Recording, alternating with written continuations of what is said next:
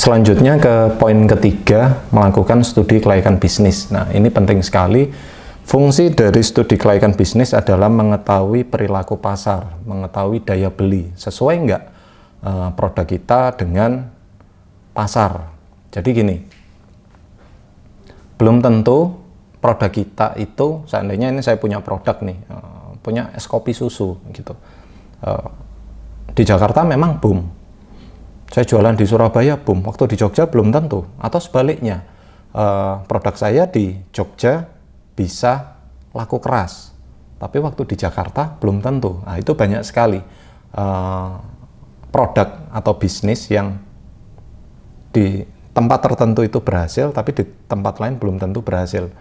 Itu alasannya kenapa brand-brand gede itu selalu melakukan studi kelayakan bisnis melalui lembaga survei ya. Jadi dia bayar, biasanya bayarnya mahal sampai ratusan juta, bahkan ada yang angkanya M untuk mendapatkan data. Salah satu misal, ini salah satu misal McDonald. Kita tahu ya brand McDonald. McDonald itu rasanya antara yang di Indonesia, di Amerika, di Jepang, di mungkin di Inggris, di Arab Saudi itu beda-beda. Mereka sedikit mengadopsi kultur lokal di daerah itu. Misal di Indonesia ada banyak sekali burger yang nggak dikasih acar misal, karena ternyata perilakunya orang Indonesia nggak suka. Atau mungkin Starbucks dia bikin resipi yang berbeda di Indonesia. McDonald misal ada nasi uduk, nah, kayak gitu. Kalau di Amerika mungkin nggak ada ya nasi uduk gitu, menu nasi uduk. Kemudian ada McSatay, burger dengan patty sama bumbu sate. Nah, itu di Indonesia ada, tapi di Amerika mungkin nggak ada. Nah, itu dia lakukan riset dulu, nggak asal jualan. Apa yang laku di Amerika sana, kemudian di copy paste masuk ke Indonesia. Nggak seperti itu. Jadi poin ketiga, sebelum kita bisnis, kita udah riset, kita udah lakukan trial, kita sudah lakukan penelitian yang detail terkait produk kita. Selanjutnya adalah menyesuaikan produk kita sesuai nggak di tempat yang akan kita gunakan. Misal saya jual es kopi susu, jual di Jogja. Di Jakarta boom, tapi di sini kan masih belum ada. Nah, kayak gitu. Misal. Jadi yang harus dilakukan adalah riset. Riset sederhana, karena kalau seandainya menurut lembaga survei, itu standarnya kalau bisnis kuliner ada sekitar 500 lembaran yang harus diisi. Jadi mulai demografi, mulai pendapatan masyarakat, usia, jenis kelamin, banyak sekali ya. Data-data itu kita bisa cari di Dispenduk, dinas kependudukan ya. Misal di dinas kita lihat saya mau buka di kecamatan A, nah, kita lihat aja di situ seperti apa.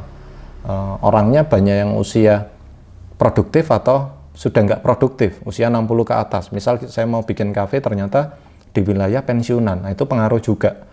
Harusnya kan misal produk saya produk yang nggak sehat, misal fast food kayak gitu, ya otomatis kan kurang tepat ya kalau di wilayah yang usianya banyak, usia 60 tahun ke atas. Nah, itu pengaruh juga. Kenapa harus dilakukan studi kelayakan bisnis?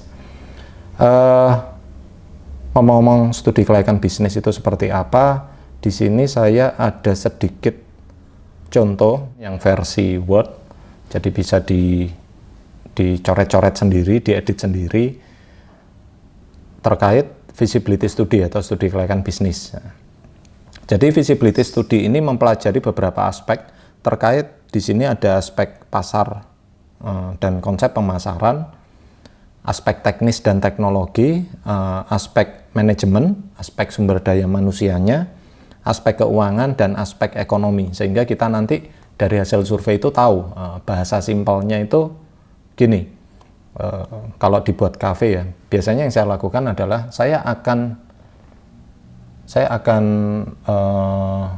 tentukan dulu lokasinya. Oke, misal di sini tempat yang buat kafe. Selanjutnya adalah saya ambil handphone, saya cek titik koordinat, kemudian saya rencanakan untuk melakukan survei di radius 5 kilo. Jadi titik koordinat di sini 5 kilo muter Jadi total keseluruhan 10 kilo ya. Terkait kompetitor, itu yang pertama. Jadi misal kalau saya mau bikin kafe ya, saya akan lakukan list dulu kafe, resto, coffee shop ya, yang kira-kira paling sering dikunjungi. Kita bisa lihat datanya itu di Google Maps bisa, di Google Search Engine bisa, bisa juga di sosial media, di video-video semacam aplikasi kayak TikTok gitu, itu kan sering ya yang FYP masuk. Atau cari aja di hashtag-hashtag semacam kuliner Malang, kuliner Jogja kayak gitu, atau mungkin cafe hits, hashtag itu coba dicari. Itu yang pertama. Saya catat semuanya sampai terkumpul biasanya 50 cafe, resto, coffee shop yang nanti akan saya kunjungi. Itu yang saya lakukan pertama.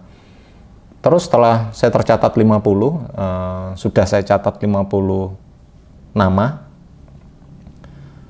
Selanjutnya yang saya kerjakan adalah saya cari teman di daerah situ, di daerah terdekat itu yang kira-kira merekomendasikan mana sih.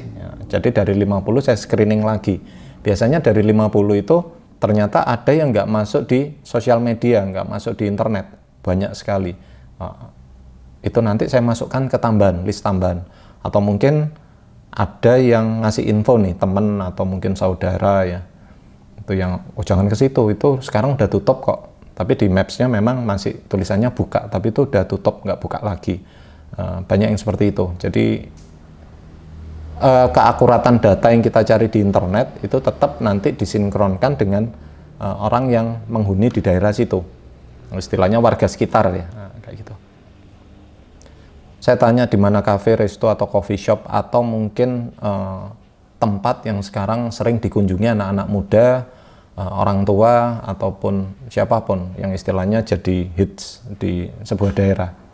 Setelah ngumpul, misal setelah tanya-tanya temen akhirnya ngumpul 60 atau 70 kafe, nanti saya screening lagi. Nggak semua saya datengin, saya ambil setengahnya. Misal 35 kafe atau mungkin 40 kafe, cafe, resto, coffee shop ya, yang nanti jadi ke depan adalah jadi kompetitor kita. Meskipun nanti secara produk beda ya, berbeda. Ada USP-nya masing-masing, ada segmen pasar.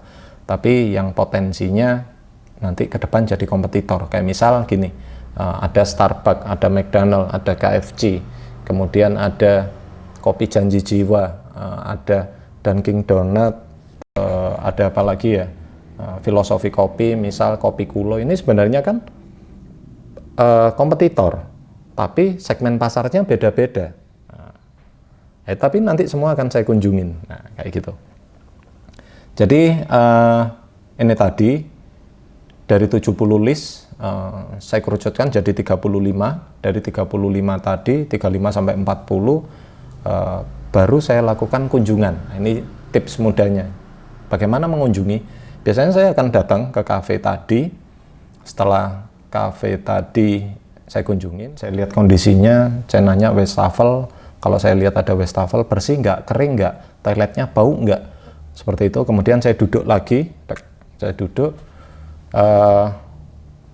Rata-rata yang saya lakukan ke kafe itu ya biasanya kafe atau resto itu sekitar 1 jam. Saya ngelihat flow-nya, saya catat jam berapa saya datang situ, jam berapa saya pulang, jam berapa makanan datang, kelengkapannya apa aja, kelengkapan seperti tisu, mungkin sendok, garpu, apa aja itu saya catat, saya visualisasikan, saya foto ya, cepet-cepet saya video sambil duduk, biar nggak mubadir. Saran saya kalau mau survei, ajak temen, bisa orang 2 lah, biasanya kan pesan makanan biar kalau nanti kan kita pindah-pindah kafe, itu biar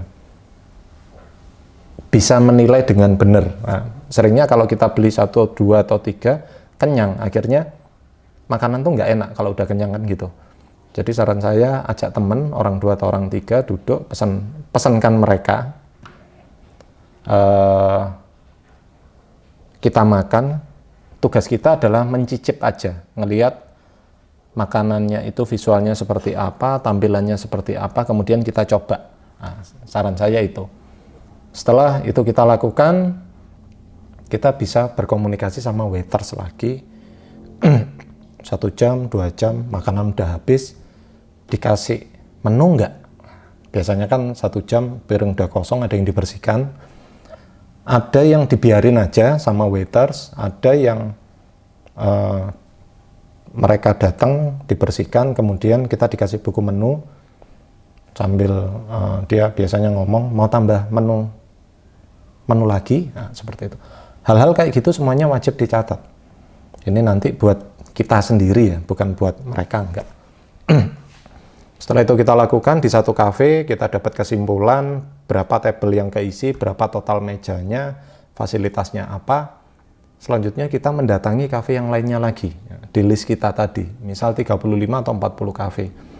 Kalau saya standarnya sehari itu 3 kafe maksimal, saya lakukan selama 1 minggu. Jadi istilahnya itu masuk ke modal ya. Istilahnya saya anggarkan 500.000 atau 1 juta itu buat untuk survei itu. Minimal saya tahu, bukan katanya, saya tahu sendiri, karena seringnya kalau kita cuma katanya si A itu di kafe itu nggak enak, katanya si B di situ enak, nah, itu kan nggak objektif. Jadi tetap datengin, duduk, beli produk, kemudian rasakan, tanya, dan nilai. Nah, urut-urutannya situ. Terakhir dinilai, setelah itu udah geser ke kafe B. Itu lakukan sampai ke semua kafe yang ada di list kita. Nah, itu biasanya yang saya lakukan. Setelah itu saya lakukan, baru saya bikin studi kelayakan bisnis. Nah, seperti ini. Di file ada beberapa aspek yang harus kita tulis. Aspek pemasaran, teknis teknologi, manajemen, sumber daya manusia, keuangan, sama aspek ekonomi. Nah, itu. Ini yang pertama ada aspek pasar dan pemasaran ya. Ini saya pernah lakukan di daerah Bekasi, perbatasan daerah Kalimalang, perbatasan antara Bekasi sama Jakarta Timur. Waktu itu saya survei radius 8 kilo, sekitar 120 responden dan 25 outlet. Waktu itu kafe sama resto yang paling direkomendasikan di sana.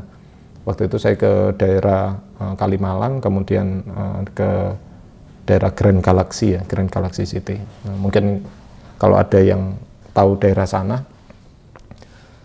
120 responden ini saya tanya ke teman, ke ojek online, waktu saya naik Grab, sengaja nggak bawa kendaraan sendiri, jadi biar tahu seperti apa sih pendapatnya orang sana. Saya tanya ke supervisornya, saya tanya ke waiter, saya ngobrol ke bar, ke baristanya, saya nanya-nanya terkait produk, tapi bukan curi ilmu, enggak, cuma ngulik aja. Kadang kopinya pakai apa? Oh, sirupnya beli di mana? Sirupnya pakai merek apa? Hal-hal kayak gitu.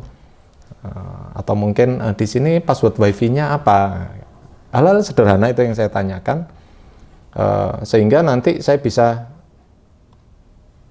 mengisi aspek pasar dan pemasaran. Nah, ini 120 responden sama 25 outlet. Nah, yang pertama saya tulis adalah bentuk pasar. Di sini bentuk pasar itu nanti bisa dibaca ya teman-teman. UMK saya tulis di Bekasi waktu itu, UMK-nya masih 4,2 jutaan. Karakter masyarakatnya di sana ternyata sangat konsumtif. Ini kesimpulan-kesimpulan ya. Tingkat kompetitornya sangat tinggi, jadi kafe itu rapat. Datanya ada ribuan kafe di 3 kecamatan itu ada ribuan kafe. Alternatif wisata nongkrongnya di sana tinggi, perilaku masyarakatnya itu kesimpulannya adalah membelanjakan penghasilannya di dalam kota.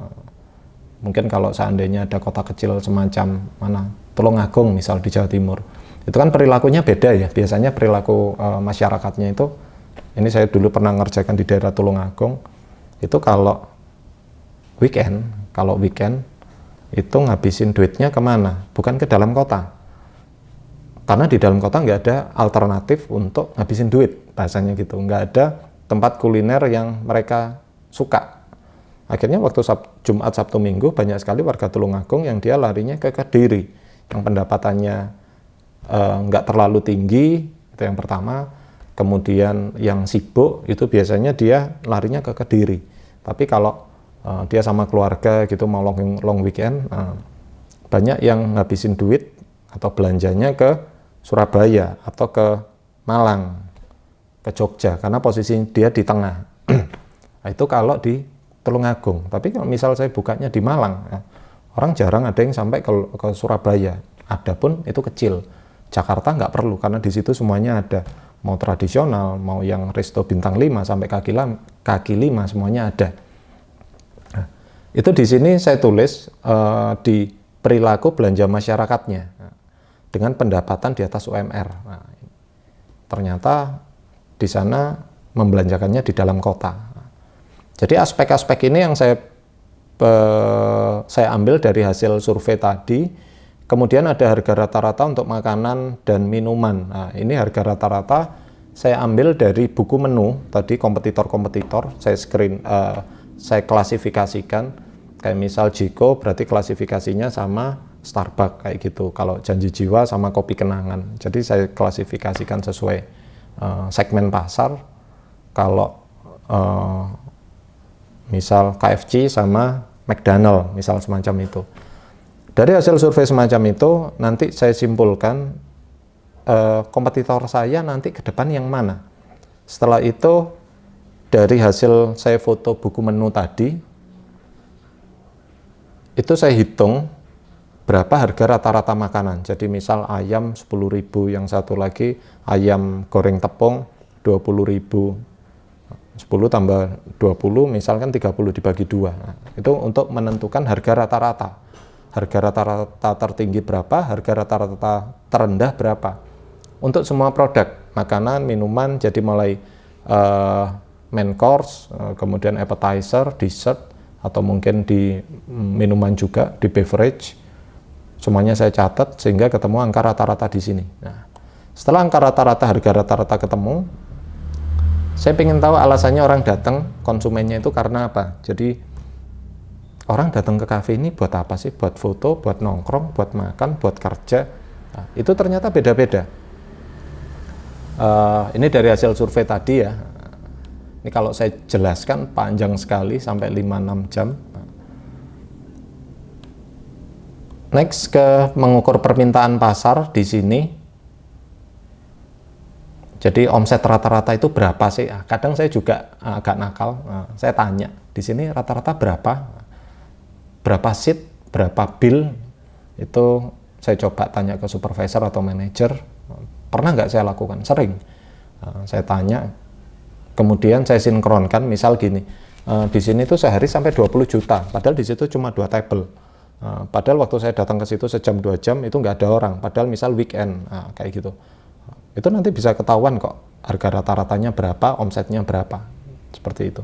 Total table, dia bohong atau enggak itu ketahuan semuanya.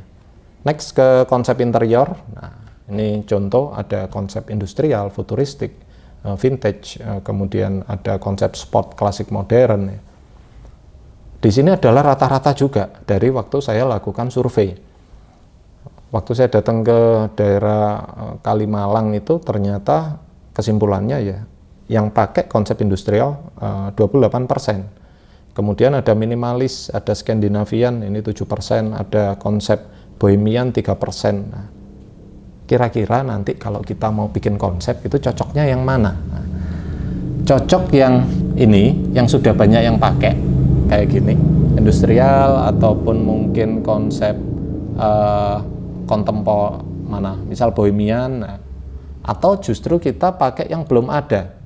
Contohnya misal kontemporer, wih nggak ada di sini. Pakai rustic, pakai coastal atau nautical, itu nggak ada. Itu untuk menentukan konsep kita ke depan. Itu alasannya kenapa brand-brand gede semacam Starbucks, McDonald itu kan dia survei juga. Kayak contohnya outlet McDonald di Jakarta sama yang di Bali beda. Hard Rock Cafe yang di Bali sama yang di di mana di Denpasar itu sama yang di Jakarta itu beda. Di sana lebih cenderung ke tradisional, kalau yang di sini lebih cenderung mungkin ke modern ya, konsepnya kayak gitu. Ini ditentukan dulu, jangan seandainya sekarang trennya ke industrial, ke futuristik, kita ngikut di situ. Nah, boleh nggak? Ya sebenarnya boleh-boleh aja, sah-sah aja, tapi bayangin kalau seandainya 100% semuanya konsepnya sama. Ini konsep interior aja, belum yang lainnya. Kedua, ke produk, misal. Dari hasil survei saya ternyata di sana itu, di Bekasi, Kalimalang, daerah situ, itu ternyata di hasil survei saya, menu yang jual menu minuman, nah itu sekitar 82% di sini. Menu minuman jenis kopi 82%, teh 84%, yang jual bahan baku susu 59%, milk ya, buah 48%. Yang saya kaget adalah dari hasil survei saya, grade A, B, C, mulai low sampai premium, yang saya kunjungi nggak ada yang jual minol A, B, atau C. Nah, saya coba tanya waktu itu alasannya, waktu itu ada yang ngomong, oh di sini nggak boleh mas karena perdanya tidak memperbolehkan. Saya kaget. Saya kira Bekasi sama Jakarta ini kan dekat, dempet. Ini saya kira ya udah bebas gitu. Waktu saya survei ternyata sekitar 9 outlet itu ngomong ya yang cari banyak tapi nggak boleh. Tapi kalau masuk Jakarta boleh. Akhirnya saya lakukan survei di seberangnya karena udah masuk Jakarta Timur. Di sana itu banyak sekali. Sampai akhirnya kan ada sungai daerah Kalimalang. Di sini banyak sekali semacam logo-logo minuman beralkohol, seberangnya udah nggak ada. Ini kalau kita nggak survei itu kita nggak tahu kayak gitu. Jadi ada menu minuman yang dijual, misal ini kopi 82%, teh 84%, minuman tradisional cuma 4%. Waktu saya mau mendeliver produk, waktu saya mau bikin produk itu harusnya saya udah paham di sini. Oke, saya akan tetap jualan kopi meskipun yang jual banyak. Karena kenapa? Karena permintaannya banyak juga. Kemudian waktu saya mau jualan, misal minol, minuman beralkohol nggak perlu. Alasannya kenapa? Ya karena perdanya nggak boleh. Nah, itu. Atau mungkin saya mau jual USP-nya, unique selling point-nya, saya masukkan ke traditional drink. Misal jual owoh, beras kencur, konir, kayak gitu ya, konir asem. Karena apa? Yang jual cuma dikit. Ini juga penting sekali ya. Nah, itu alasannya kenapa dilakukan survei. Menu yang dijual makanan, contohnya ada snack, noodle, pasta, western food, Japanese, nanti bisa dibaca. Ada mulai Chinese food. Nah, ternyata yang nol di daerah situ adalah konsep Malaysian food sama Indian food. Yang saya lakukan di situ, yang waktu saya lakukan survei ternyata nggak ada yang jual itu. Tapi nggak tahu kalau yang di tempat lain. Gelato 6%, pastry, ini ada Indonesian food. Ya, ini semuanya ya.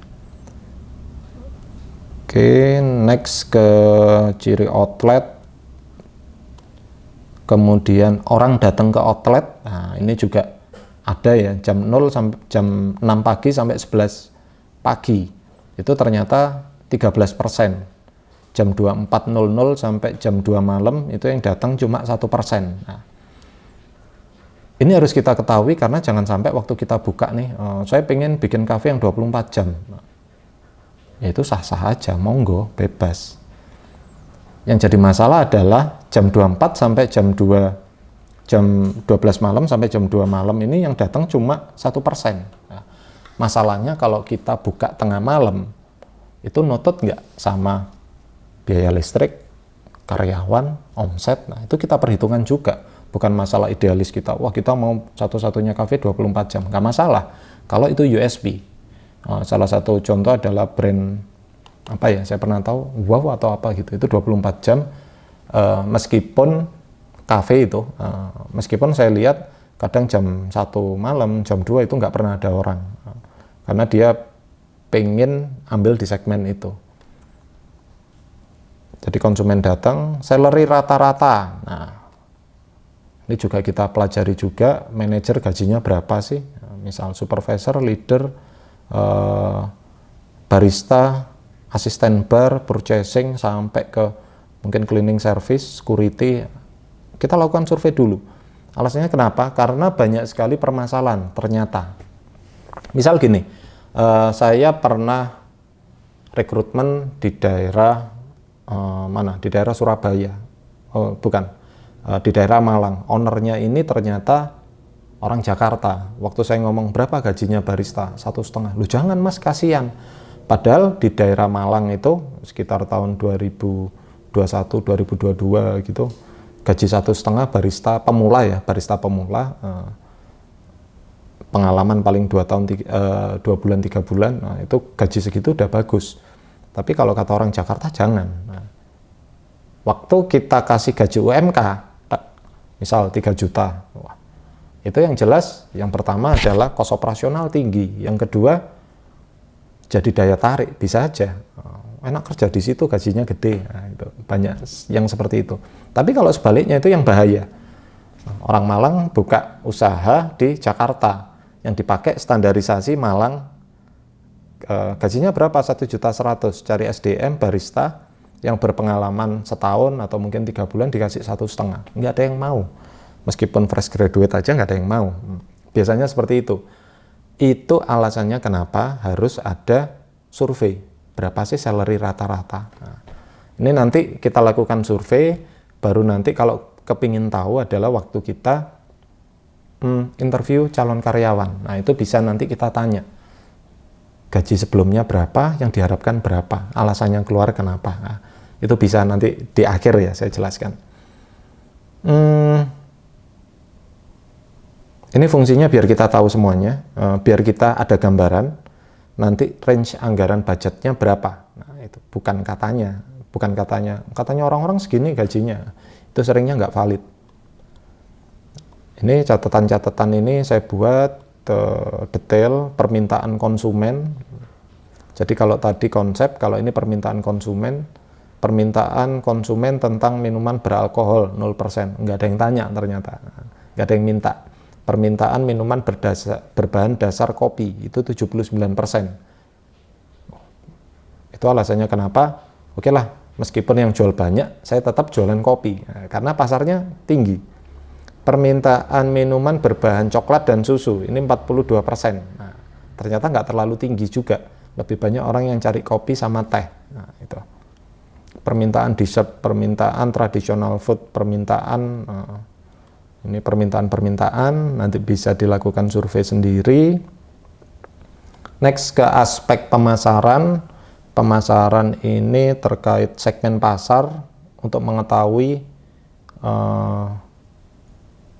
berapa sih orang yang nanti akan kita ambil. Misal gini, saya mau ambil di segmen low, saya mau jualan es kopi susu harga 5.000-an. Nah, bukan masalah harga 5.000, karena banyak sekali orang yang bahasanya ini mindsetnya kurang tepat, senengannya murah-murahan, nggak ngitung HPP.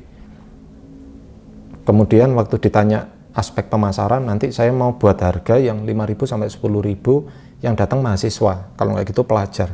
Itu hampir semuanya ambil segmen di sini. Padahal kenyataannya nggak seperti itu. Waktu saya lakukan survei, ternyata di daerah Bekasi, itu segmen mid low-nya 43%, segmen middle-nya 42%, middle high premium yaitu 15%. Nah, kalau seandainya 100% pasar ambil di segmen mid low, nah, ini kan kosong. Di segmen middle sama mid up ya, ini kan kosong. Ini kita harus survei dulu. Terus target pasar di sini ada bisnis 21%, untuk family 19%, community 9,7%. Nah, ini dicatat sehingga kita tahu nanti hasil survei itu mau dibuat seperti apa.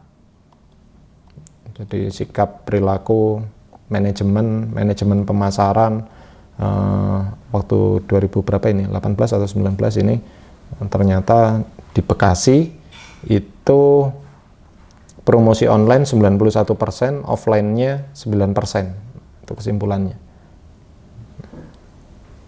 Terakhir kita buat kesimpulan nanti mau dibawa kemana. Nah, itu. Setelah kita survei, kita catat, terakhir adalah finalisasi. Jadi finalnya kita apa sih? Nah, itu wajib kita tulis biar nanti ke depannya nggak gelambiar. Apa yang gelambiar? Biar tetap fokus ya. Itu. Ini aspek teknis, teknologi, promosinya di mana, sosial media, marketplace, website, media partner, event. Nah, ini ada offline promosinya, ada yang join merchant, join community. Nanti bisa dibaca. Ini aspek-aspek.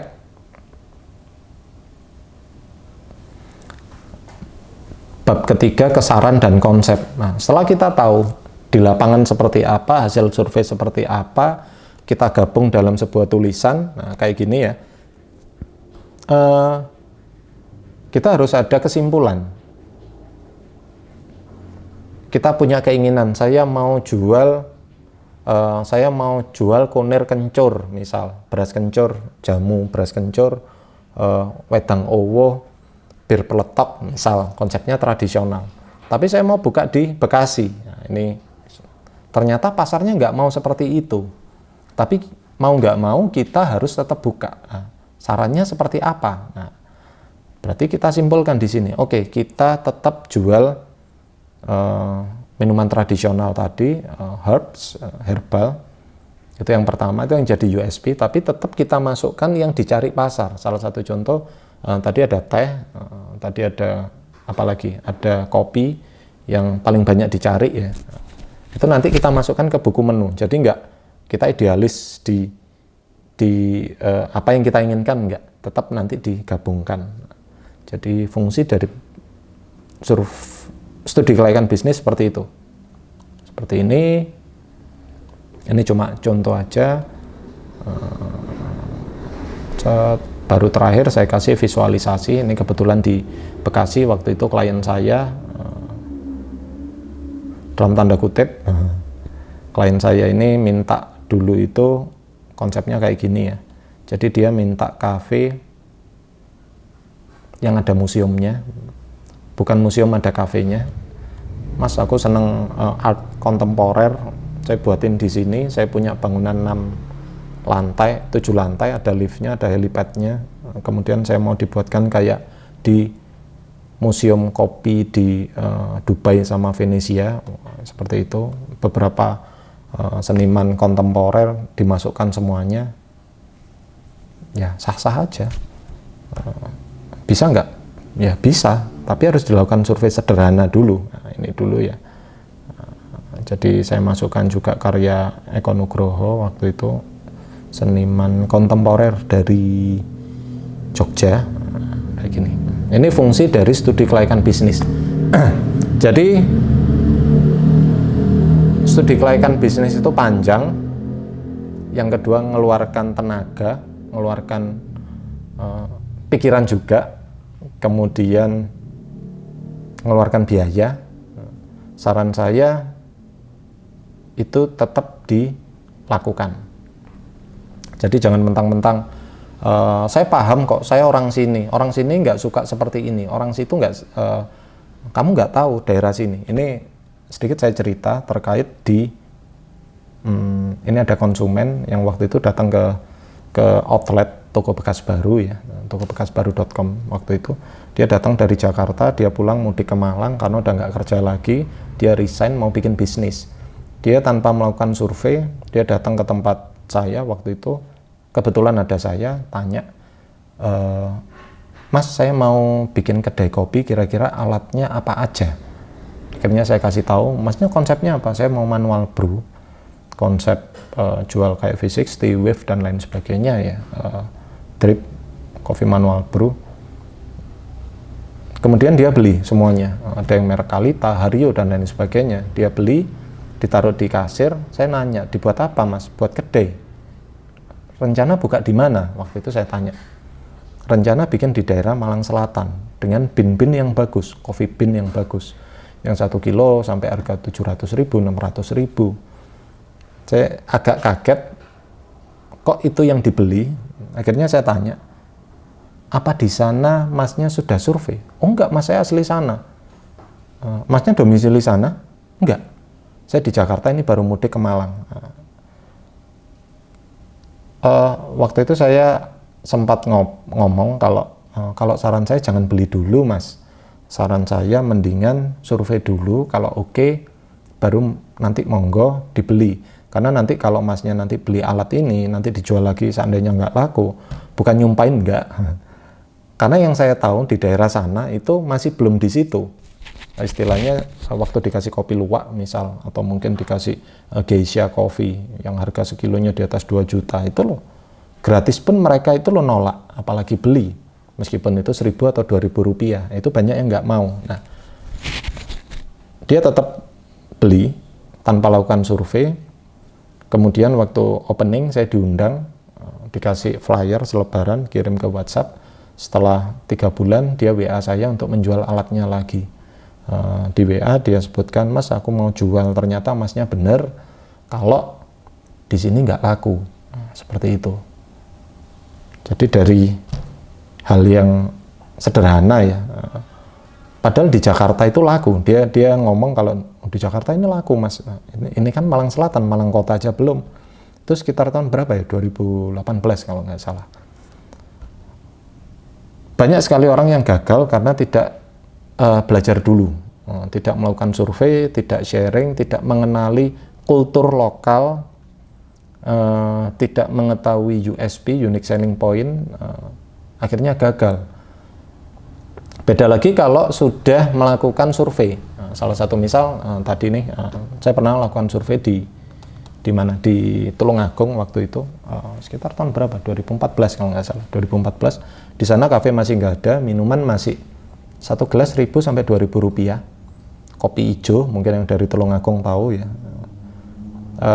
Waktu hasil survei saya ngomong ke klien saya kalau oke, saya mau bikin kafe, terserah kafe apa aja, yang intinya saya mau jual harga 20.000 sampai 40.000, titik. Saya bilang gitu. Loh, ya nggak laku mas, di sini paling mahal 10.000, itu nggak ada yang beli. Saya cuma ngomong dari hasil survei saya, ya dari hasil studi kelayakan bisnis. Di sini ini orangnya ini kalau cari makanan enak keluar, cari makanan dengan bahan baku yang keren itu keluar. Keluar apa? Keluar Tulungagung. Nah, kalau kita bikin di sini yang keren, yang sehat, yang edukatif, yang secara brandingnya itu prestisnya dapat, dipastikan orang pasti beli di tempat kita. Awalnya dapat pertentangan sampai akhirnya klien saya nyerah. Oke lah, realisasikan. Setelah saya realisasikan ternyata dengan modal berapa waktu itu, 600 juta atau berapa tahun segitu ya, itu balik modal sekitar 5 bulan setengah, itu udah balik modal. Itu karena kenapa? Karena bukan saya jago, bukan jago saya bikin menu minuman atau makanan, enggak. Alasannya sederhana, karena di sana nggak ada. Dan selama ini orang yang ada di misal daerah Tulungagung tuh carinya ke Kediri, kadang ada yang ke Surabaya, ada yang dia seneng makanan apa gitu, misal boba, misal dia waktu kuliah di Malang, beli di Malang, tapi di Tulungagung nggak ada, nah, kayak gitu. Itu yang konsep itu yang saya realisasikan di Tulungagung, dan hasilnya bagus. Bukan saya cerdik, tapi saya cuma lakukan studi kelayakan bisnis di awal. Ini yang banyak sekali nggak dilakukan. Panjang. Jadi untuk studi kelayakan bisnis itu ternyata panjang ya, tapi saran saya itu harus dijalankan. Itu untuk poin ketiga. Untuk selanjutnya setelah itu dijalankan ya, poin ke-1 menentukan modal awal, poin kedua penentuan lokasi bisnis, ketiga oke, saya buka di Jogja di Jalan Pugeran, nah, di tempatnya EQ ini. Kemudian selanjutnya ke studi kelayakan bisnis, sudah, baru selanjutnya ke pembuatan hasil studi kelayakan bisnis secara tertulis. Nah, yang kayak ini tadi ya, yang tadi saya share screen record. Nah, kenapa harus dibuat? Jadi nggak cuma dibuat coret-coretan, tapi kita harus buat secara tertulis. Secara tertulis, dibukukan, dan dilakukan berulang. Nanti setelah setahun sekali wajib dijalankan. Jadi bikin studi kelayakan bisnis itu rutin setahun sekali, dalam arti konsep kita ini masih relevan nggak setahun lagi atau 2 tahun lagi. Kalau kita nggak survei ya biasanya grafiknya turun, sepi, tutup, atau paling nggak stuck, rame, ya tetap segitu terus. Sekarang omset 10 juta, sampai 20 tahun lagi tetap 10 juta. Berarti naik atau turun? Sebenarnya nurun, karena profitnya otomatis turun ya, karena semuanya kan ada istilah, ada nilai inflasi ya dari tahun ke tahun. Seperti itu. Jadi tetap di poin keempat adalah pembuatan hasil studi kelayakan bisnis, ditulis, dicatat, dibukukan, dan setahun sekali atau 6 bulan sekali setiap semester kita lihat kita masih on track nggak ke bisnis plan yang kita buat, ke studi kelayakan bisnis, atau jangan-jangan kita udah nggak sesuai rules di situ. Jadi dibuat yang fungsinya kalau bisnis itu milik kita sendiri nggak masalah, tapi kalau seandainya kita mau naik kelas ya, kita mau cari investor, kita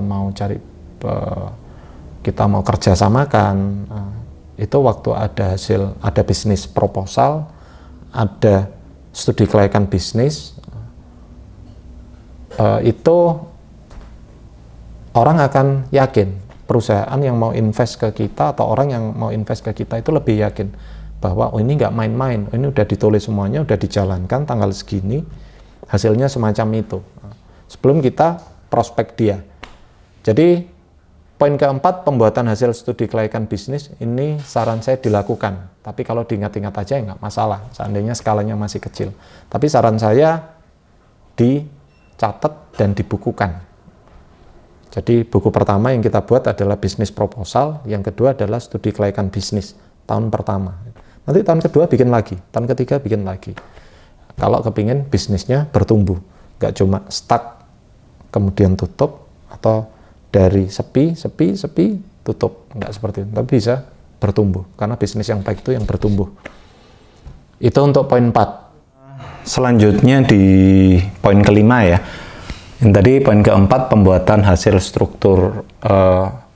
studi kelayakan bisnis secara tertulis. Jadi setelah visibility studinya ditulis, baru ditentukan konsep bisnis yang mengacu pada hasil studi kelayakan bisnis. Ini poin kelima. Jadi tadi udah saya jelaskan secara detail. Kalau itu jadi poin keempat sama poin kelima selesai. Selanjutnya membuat struktur organisasi.